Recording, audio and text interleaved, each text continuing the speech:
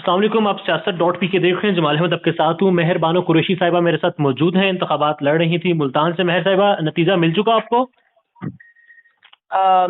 जी, form 47 उन्होंने release किया है कि जिसमें उन्होंने वोट्स बताए हैं कि किसको कितने मिले। मगर उसमें सबसे जो दिलचस्प वोटों की तादाद आपने देखनी है वो है कि रिजेक्टेड वोट्स 16,500। फिर आपने देखना है कि किस लीड से मूसा गिलानी साहब जीते हैं। वो मेरे ख्याल में 7,000 कुछ है। तो बड़े दिलचस्प नंबर हैं। इन पे हम नजर डाले हैं।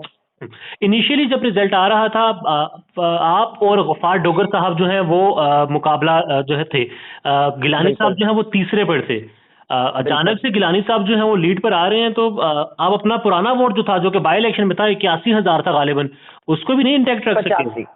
85,000 जी, 85,000। बाई इलेक्शन में। जी, ये बहुत दिलचस्प बात है कि बाई इलेक्शन में मुझे 85,000 वोट मिला, ठीक है, और जनरल इलेक्शन में मुझे सिर्फ 71,000 मिल रहा है। ये एक थ्री वे फाइट थी, आपके सामने है। जनरल इलेक्शन में नौजवान वोटर जो है वो ज्यादा तादाद में था, वो बहुत पुरजोश था वोट डालने के लिए, और वो निकला भी, उसने वोट भी डाला। तो मुझे जरूर इस बात का ताजुब हो रहा है कि ये कैसे कैसे हो सकता है कि जब पाकिस्तान तहरीक इंसाफ की मकबूलियत अरूज पर हो, जब मेरी जमात में मकबूलियत भी कहीं ज्यादा हो बाई इलेक्शन के साथ जब आप देखें, तो कैसे हो सकता है कि मुझे 71,000 सिर्फ पड़े जनरल इलेक्शन में, और जबकि बाई इलेक्शन में मुझे 85 मिले। जब मेरे कैंडिडेट को क्वेश्चन भी किया गया, या जमात की तरफ से लोगों में भी तहफ़्फ़ुज़ात थे जो इस वक्त बिल्कुल नहीं थे। पाकिस्तान तहरीक इंसाफ ने मुझे फुली एंडोर्स किया, बैक किया मेरी कैंडिडेसी को, और वोटर ने भी किया। तो बहुत ही हैरान कुन। अच्छा, मेहर साहबा, ये भी यहाँ पर बताइएगा, जो वोट रिजेक्ट हुए हैं करीब 16,500, डबल दो ठप्पे लगे हों, या वो कागज फट गया हो, या उस पर स्याही का मार्क कहीं और चला गया हो, इस तरह की चीजें होती हैं, तो वोट रिजेक्ट होता है। अब लाएअमल क्या है आगे? जाहिर है गिलानी साहब जो हैं वो जीत चुके 7,000 की लीड से, आप सेकंड पर हैं। रिजेक्टेड वोट की जो तादाद है वो भी बहुत ज्यादा है।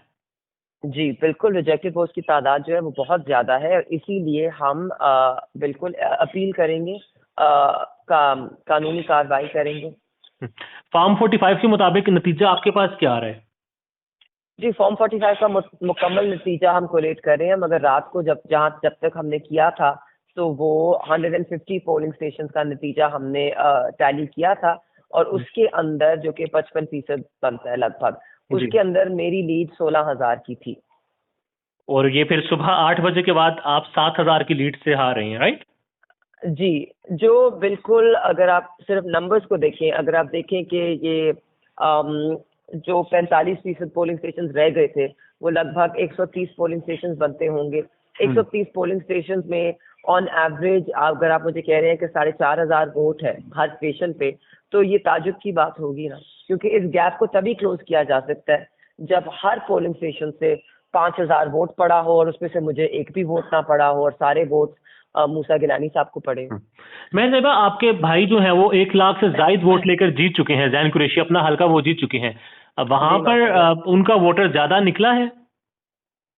जी देखिए, शहरी हल्का था, वहाँ पे टर्नआउट भी बहुत था, और मैं आपको सिर्फ ये बता दूं कि उनके हल्के में अभी वो 50,000 की लीड से जीते हैं। हालांकि हमारी कैलकुलेशन और फॉर्म 45 की कैलकुलेशन के मुताबिक उनकी लीड 80,000 बन रही थी, और जहूर भुट्टा साहब जो उनके एमपी हैं PP 218 में, वो भी जीत रहे थे।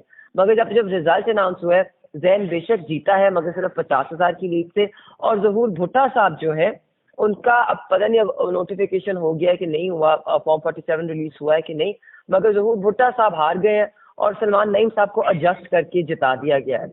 तो वो जो 30,000 की कमी बेशी आ रही है, वो शायद उस एडजस्टमेंट में ऊपर नीचे हुई है। लगता तो कुछ ऐसे ही है।